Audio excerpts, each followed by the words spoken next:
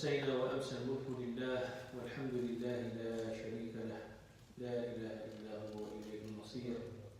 أمسينا على فطرة الإسلام وكلمة الإخلاص وعلى دين نبينا محمد صلى الله عليه وسلم وعلى ملة أبينا إبراهيم حنيفا وما كان من المشركين. اللهم إني أمسيت منك في نعمة وعافية وستر فأتم علي نعمتك وعافيتك وسترك في الدنيا والآخرة. اللهم ما أمسى بي من نعمة أو بأحد من خلقك فمنك وحدك لا شريك لك فلك الحمد ولك الشكر. يا رب لك الحمد كما ينبغي لجلال وجهك وعظيم سلطانك. رضينا بالله ربا وبالإسلام دينا وبمحمد صلى الله عليه وسلم نبيا ورسولا. ثم أما بعد, my dear respected brothers and sisters, Assalamu alaikum wa rahmatullahi wa barakatuh. Wa alaikum assalam wa rahmatullahi. Alhamdulillah, we start by praising Allah subhanahu wa ta'ala and sending prayers and salam upon our beloved Prophet Muhammad sallallahu alayhi wa sallam. May Allah subhanahu wa ta'ala bless our gathering and always bring us for whatever is beneficial for us and good for us. May Allah subhanahu wa ta'ala increase our knowledge وَقُلْ رَبِّ زِدْنِ عِلْمًا and help us to turn this knowledge into action. This is the most important thing, is to turn the knowledge and the information we have into action. Ameen. So tonight inshallah we're going to talk about Prophet Ismail alayhi salam. And while talking about Prophet Ismail, we have to talk or to keep talking about Prophet Ibrahim. We cannot separate their lives. So we're talking about a son and his father. For some time they lived together. So while talking about Ismail alayhi salam, we will still talking about Prophet Ibrahim. And last time we stopped right after the story of Prophet Ibrahim alayhi salam when he took his wife Sarah and they went to Egypt because of the severe drought in the Holy Land. So they had to move, and they had Prophet Ibrahim alayhi salam, by the way, was a wealthy person. He had a large, huge cattle of sheep and goats and so on. So he was constantly also looking for a place where he can take care of his cattle. So because of the drought, they had to go to Egypt, and we know what happened to them. Allah subhanahu wa ta'ala put them in a very hard situation, a very hard test for both Sarah and her husband Ibrahim alayhi salatu wassalam. But everything happens for a reason. In this life, everything happens for a reason, for a divine wisdom that people most of the time don't know. They can't explain, they can't comprehend.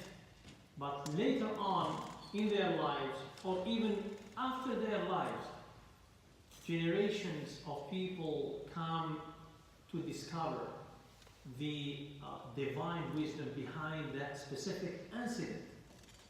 So for them, going to Egypt was for the purpose of bringing another lady with them, Hagar. So Ibrahim and Sarah went back to Palestine, to the Holy Land, and they didn't go back by themselves, but they had with them another lady by the name of Hagar. And this lady was given as a gift, offered as a gift by the tyrant king after the incident that took place between him and Sarah. So he gave them Hagar as a gift. So they went back to Palestine with Hagar. Ibrahim alayhi salam, for his entire life, now we're talking about Ibrahim, about more than 80 years old. He was more than 80 years old. about 85, 86 years old. And we're talking about Sarah, over 70 years old. Okay? So she reached that stage in her life where she thought it's impossible to deliver a baby, to be pregnant, to be granted a baby. So, and Sarah saw her husband, alayhi salam, Ibrahim, his entire life asking Allah Azza wa Jalla and praying to Allah subhanahu wa ta'ala to bless him with a child. And Allah subhanahu wa ta'ala didn't answer his dua yet till that age, also for a reason. So she felt sorry for her husband, and she felt sad, and she wanted to do something. She wanted to do something to make him happy, to make him pleased. So she offered him Hajar. She asked him to marry Hajar. And Allah subhanahu wa ta'ala, it was the permission given by Sarah, and Allah subhanahu wa ta'ala asked him to do whatever Sarah is asking him to do. So Ibrahim alayhi salam married Hajar, and right after that, Allah subhanahu wa ta'ala blessed him, Ibrahim and Hajar, with a son, Ismail, after 86 years old. After Ibrahim reached 86 years old. Finally, his dua was granted, and Allah subhanahu wa ta'ala granted him the baby Ismail. And of course, you can just imagine somebody after 86 years of waiting, finally he can see, he can grab, he can play, he can hug, he can kiss his child. So he became very, very extremely happy, spending a lot of time with the baby, and happy with Hajar because Allah subhanahu wa ta'ala brought her, so she gave him a baby. So Ibrahim alayhi salam was enjoying the ni'mah of Allah subhanahu wa ta'ala every day, every night. And subhanallah, Sarah, and this is the nature of the human being. Again, for a reason. For a reason. This is the nature of the human being. I have heard some scholars saying that, oh no, Sarah has nothing to do. No. She was a human being. And her attitude changed. You know, at the beginning, she felt sorry for her husband, she felt sad, she wanted him to be happy. And then finally, when he is happy with his child from Hajar, she didn't like that. She didn't like that. She couldn't be patient, she couldn't just accept the reality and just wait for Allah subhanahu wa ta'ala to bless her with a baby. So her attitude changed towards her husband and towards Hajar. And Hajar, as she was described, she was a very, very nice, kind lady. And in her service to Sarah, she was, like almost perfect. She had never had any problem with her. But after she got the baby, things changed. And Sarah approached her husband Ibrahim, and she told him, I cannot take this anymore. You need to take Hajar and her son somewhere else. I don't want to see them. I don't want them around. So take them far away from me. Again, this was the request of Sarah, and Allah subhanahu wa ta'ala revealed to Ibrahim alayhi salam to do that. But Ibrahim alayhi salam didn't know where to take them. Didn't know. But Allah subhanahu wa ta'ala was the one to reveal to him to take them to a specific place.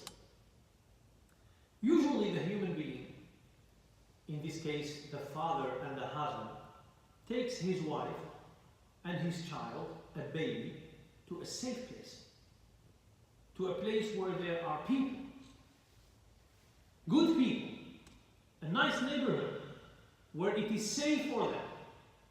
And he built something for them or rent a nice place for them close to him so he can go and visit them once in a while or that often.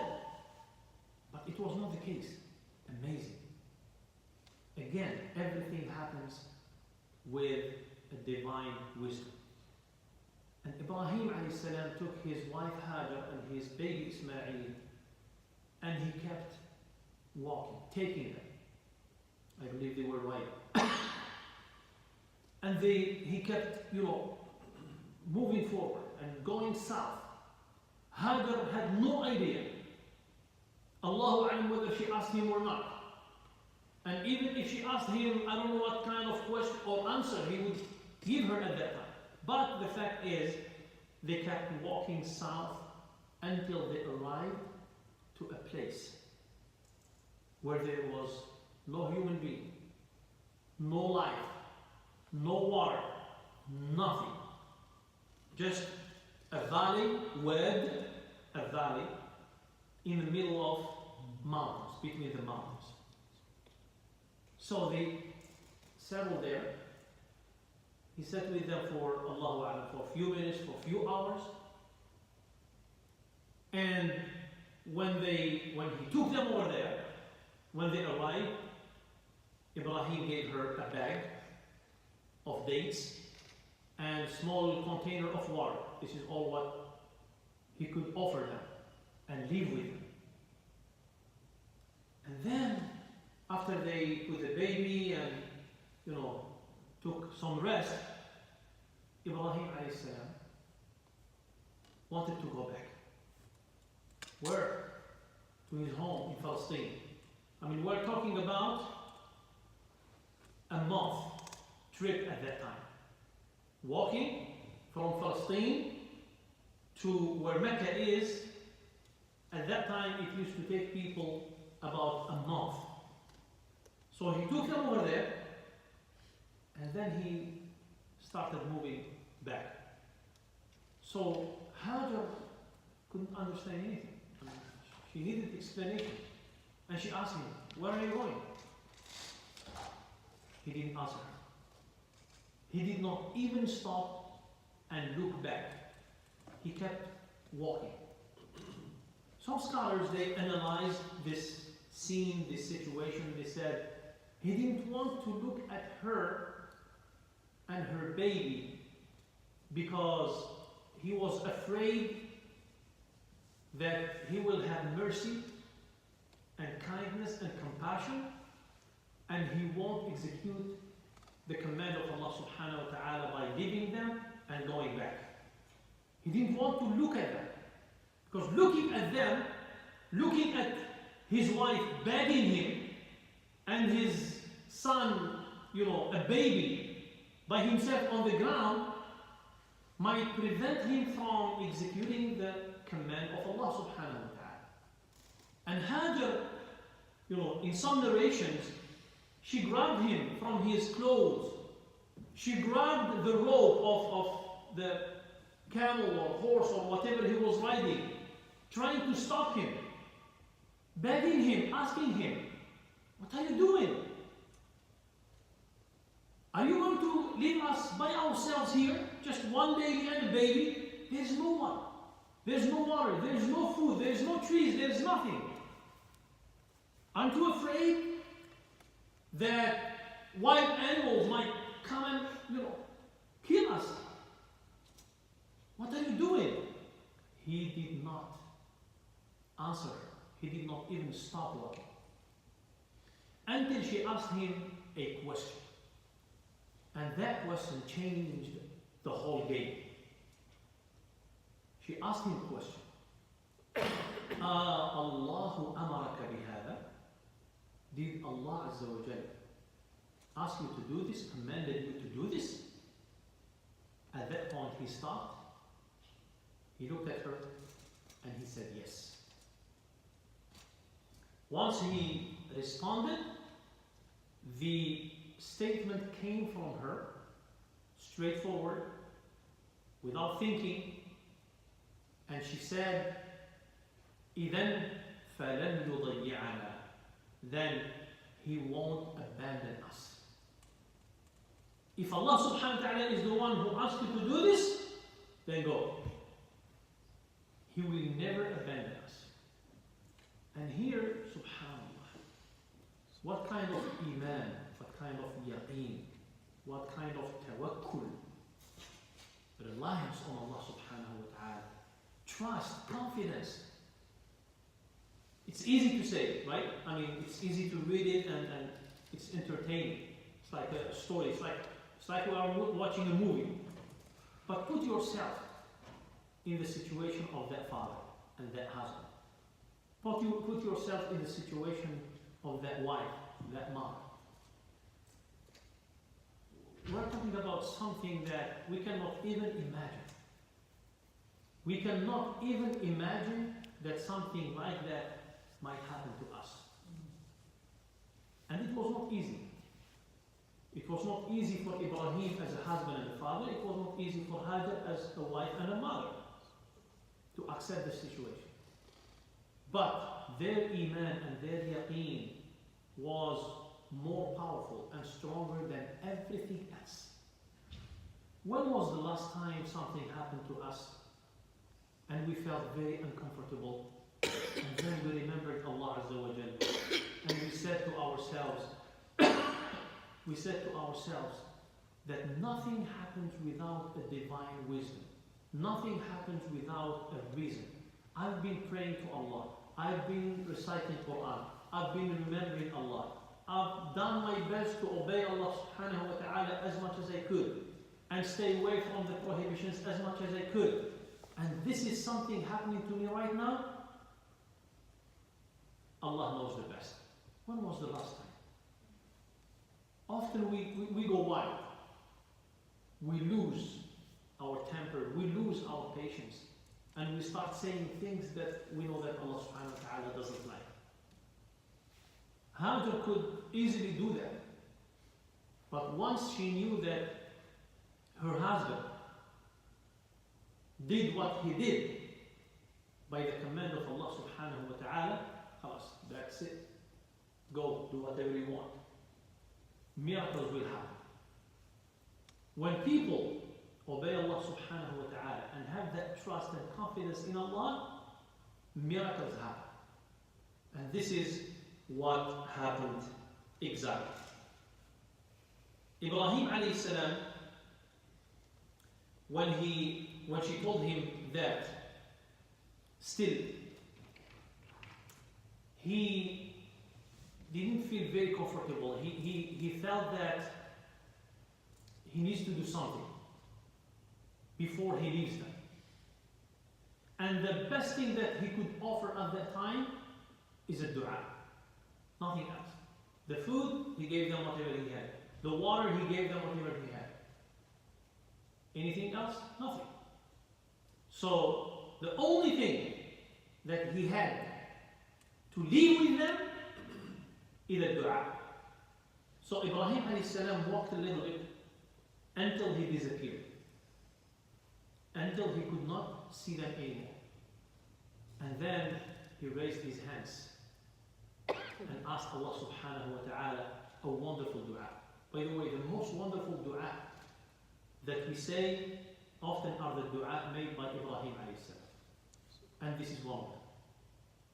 He raised his hands begging Allah subhanahu wa ta'ala in humility, saying the following: رَبَّنَا إِنِّي أَسْكَنْتُ مِنْ ذُرِّيَّتِي بِوَادٍ غَيْرِ ذِي زَرْعٍ عِنْدَ بَيْتِكَ الْمُحَرَّمِ رَبَّنَا لِيُقِيمُوا الصَّلَاةَ فَاجْعَلْ أَفْئِدَةً مِنَ النَّاسِ تَهْوِي إِلَيْهِمْ وَارْزُقْهُمْ مِنَ الثَّمَرَاتِ لَعَلَّهُمْ يَشْكُرُونَ.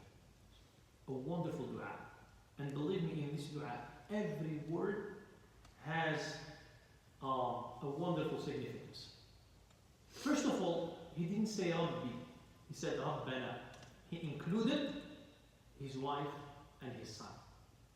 He didn't say my Lord, he said our Lord, including his wife and his son. رَبَّنَا أَسْكَنْتُ مِنْ ذُرِّيَّتِي. I have settled, I have left, min, some of, min in Arabic language we say, لِلتَّبْعِيرِ, part of.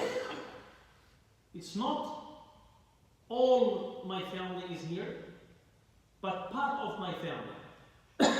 Is أسكنت من ذريتي, where في وادي, بوادي, a valley, where there is no vegetation, no zar', no food, no water, nothing. بواد غير ذي زرع. Why? What's the purpose?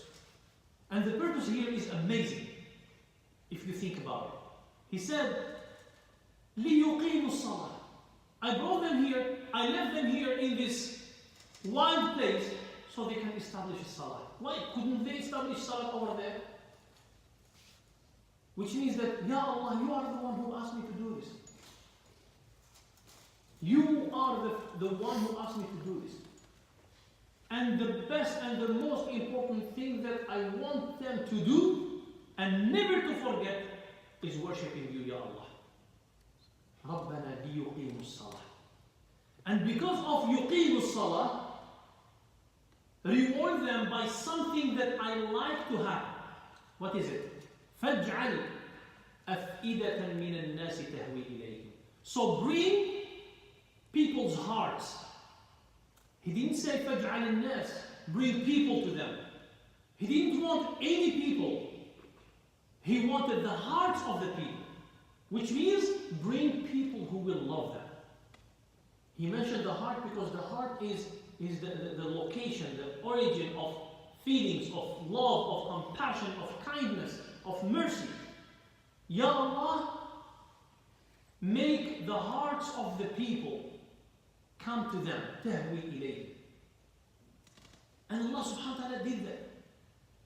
Allah subhanahu wa ta'ala brought to them one of the best tribes in Arabia at that time, the tribe of Jurhum, who really took care of them. And again, the dua of Ibrahim alayhi salam being answered and granted by Allah subhanahu wa ta'ala. فَاجْعَلْ أَفْئِدَةً مِنَ النَّاسِ تَهْوِي إِلَيْهِمْ. So when you provide them with the people surrounding them, people who will love them, people who will show them mercy, compassion, and kindness, who will take care of them, after that comes something else.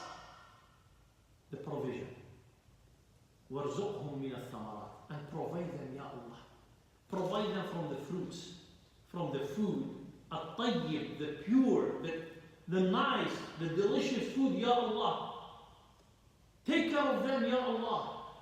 وَارْزُقْهُمْ مِنَ الثَّمَرَاتِ.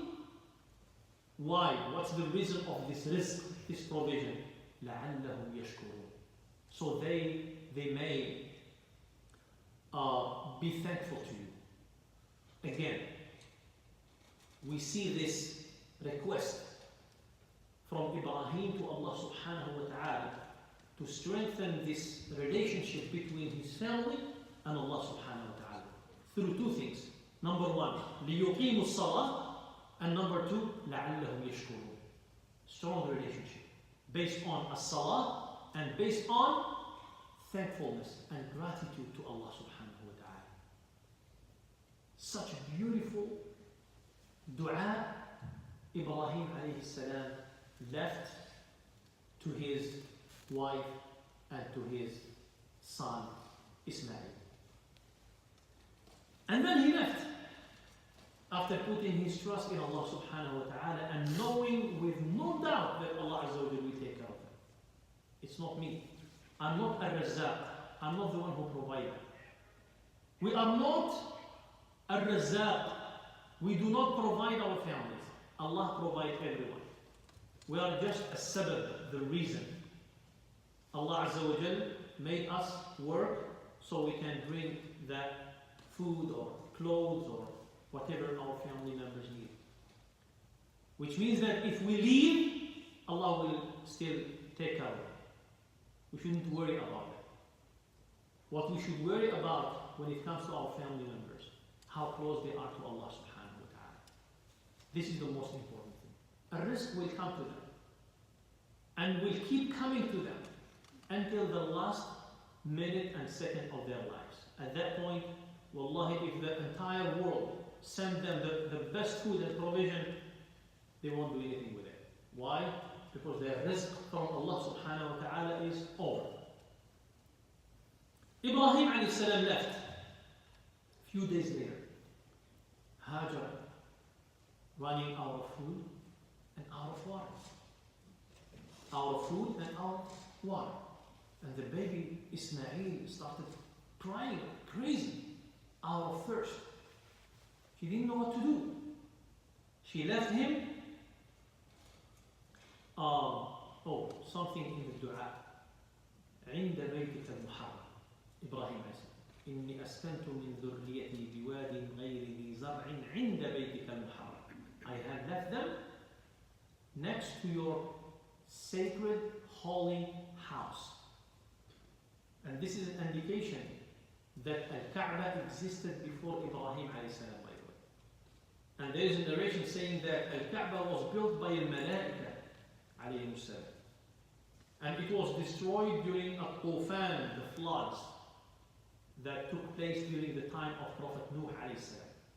So Al-Qawa'id, the foundations of the house were still there. They were not visible, but they were still there. So Allah subhanahu wa ta'ala commanded Ibrahim alayhi salam to leave his family next to the house of Allah subhanahu wa ta'ala. So baby Ismail started crying crazy out of thirst. And Hajar didn't know what to do. So she thought maybe if she can find somebody or group of people or caravan or tribe or whoever might be passing by, so she can get some water. So she went to the closest high place to her, and it was a Safa. Now, many of you, if not all of you, already went to Mecca. I want you to imagine the scene, to visualize the situation. Ismail the baby, was next to Al-Hijr, the semicircle in the northern side of Al-Kaaba. That's why it's called Hijr Ismail, the place of Ismail. Ismail was there, laying down on the ground as a baby. Okay? His mother Hajar went to Jabal al-Safa, the mount of Safa, which is still there. It's not as high as it used to be, but still there, surrounded by a glass. You can see it, right? So she went over there, she climbed a Safa, and she started looking around. Maybe she can find somebody. No one. She went down Safa, through Al-Wad, the valley, and she went about half a kilometer. There was another mountain, higher place. It's called Al-Marwa, which is Al-Marwa nowadays. She climbed Al-Marwa. She looked around trying to find somebody. No one. She came back to a Safa, and then she kept going back and forth. Back and forth. How many times? 7 times. And this is what we do when we go to Hajj and Umrah. As-sa'i, walking. Sa'i is walking between As-Safa and the Marwa. And we do this remembering and celebrating the legacy of our mother Hajar alayhi salam. The struggle of a woman, a believing woman. Her struggle, Allah subhanahu wa ta'ala made the entire generations of Muslims since that time until the day of judgment, doing the same thing that Hajar alayhi salam did. Subhanallah. This is how Allah subhanahu wa ta'ala wanted to honor her, by having all these believers. They traveled for thousands of miles just to go do the same thing that Hajar did. A wonderful thing. And subhanallah, whenever we do that, we should keep in mind, think about her. And of course, she did not walk in that air-conditioned place nowadays, that clean and beautiful marble, and in a nice place like a flat. No. At that time, it was not like that. It was not like that. So she kept going back and forth between As-Safa and Al-Marwa 7 times. The 7th time, when she arrived to Al-Marwa, she heard a noise next to Ismail, next to the baby. She heard the noise. And she didn't know what was happening. She was scared. When she rushed to the baby Ismail, she said, Ya Ghayath, is there, thinking that there is somebody over there. Aghithna, which means somebody, give us some water if you have some water. But when she came closer, she saw Al-Malak, the angel Jibreel alayhi salam, striking the ground with the back of his feet. In another narration, with his wing, striking the ground. This is from where the noise was coming. Very, very close to where Ismail, the baby, was. And when she arrived, she saw the water gushing from the ground. Out of happiness, she ignored Al-Malak. She didn't tell him thank you or whatever. Out of excitement and happiness, she wanted just to make some space so she can get the water. She can get the water. When she was doing that, Al-Malak Jibreel told her, لا تخافي الضيعة. Do not be afraid that you might lose this water. You are not going to lose this water anymore. لا تخافي الضيعة فإن لله هاهنا بيتا يبنيها هذا الغلام وأبوه. Indeed, he said, do not afraid that you might lose this water. Indeed, here is the house of Allah that will be built by this son, by your son, by this child and his father. This is what Jibreel told her. And then he disappeared. Hagar couldn't believe herself. So she started making space, like just to contain the water. She started, filling up whatever she had, that container, for the baby to give the water to the baby and to herself. And when she was afraid that the water will go over, she started saying what? Zam, zam, which means stop, stop. And that's why the Prophet ﷺ said, رحم الله Ismail. May Allah show mercy to the mother of Ismail. If she didn't say Zamzam, the entire Arabia will be flooded with water of Zamzam. SubhanAllah. Since then, that water is still there. Every time people go over there, they drink from it, they wash from it. And the best gift to bring back to your loved ones is the water of Zamzam. Amazing, alhamdulillah. Then, shortly after that, she noticed that the birds started flying over. And the birds fly wherever there is water. If there is no water, no living creature can sustain itself in that area. The birds started flying above. And then, shortly, there was a caravan, a group of people, migrating from Yemen at that time. From Yemen going north. And when they saw the birds flying in that area, they knew, they were people of Arabia, of the desert at that time. So they knew the signs where there is life, where there is water, where there is vegetation. When they saw from far away the birds in that area, they knew that there is life over there. There is water in that place. So they sent some of them to go and try to find out what is in there. So they saw Hagar and her baby, and they found the water with her. So they made a deal with her. They told her, we want to come and settle here. And of course she was happy, because she didn't want to stay alone. So she gave them the permission to come and settle. So her son Ismail will grow up with this community. And as I have mentioned earlier, this tribe is called Jurhum. And Jurhum was from the tribes, the Arab tribes of Yemen. And they were the first people after Hajar and Ismail to settle in Mecca. This is how the city of Mecca started. And then more people started coming.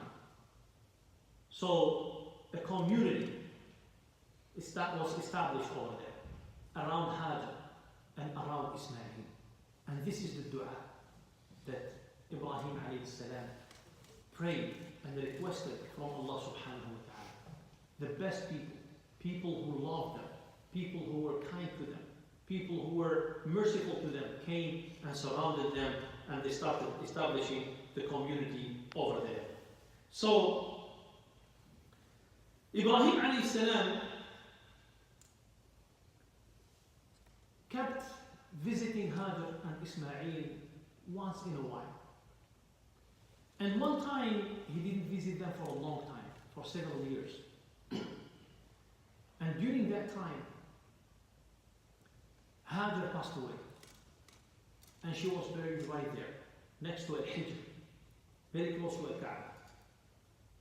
And then Ibrahim alayhi salam, after she passed away, he came to visit his son, Ismail. And when he came to visit him, he told him about what Allah subhanahu wa ta'ala wanted from him, which means to build Al-Kaaba. And he, of course, asked him to help him doing this, and he accepted. Ibrahim alayhi salam was building the walls of Al-Kaaba, and Ismail was bringing him the stones. And then Ibrahim, in order to make sure that the walls of Al-Kaaba were straight, he put this stone that is called Al-Maqam. Al-Maqam. And then he stepped on Al-Maqam. When he stepped, he left after that his footprints on Al-Maqam. The same stone is covered in what we call nowadays Maqam Ibrahim. I don't know if you have looked inside, still that stone is there with the footprints of Ibrahim alayhi salatu wassalam. When they finished building Al-Kaaba, Ibrahim alayhi salam saw, and when they were building, basically they were making the dua, رَبَّنَا